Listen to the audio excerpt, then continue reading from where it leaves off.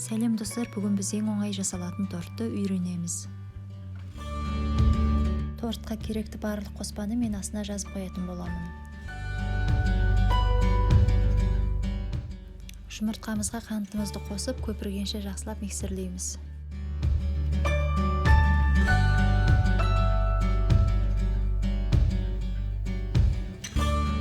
Және оған қопсытқышымызды және ұнымызды сүзбеден өткізіп, аздан қосып миксерлеп отырамыз.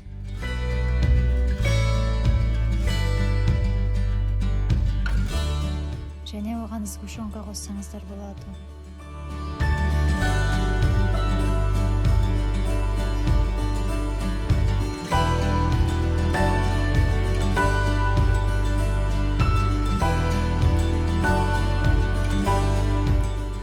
Мен осындай дайын кремді пайдаландым.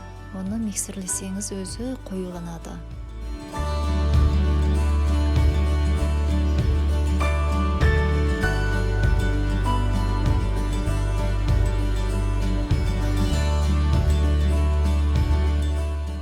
Бұл персикті мен торттың әшекейі үшін пайдаланамын. Оған кекісті мен осылай үшке бөліп алдым. Сосын оның арасына кремімізді жағамыз.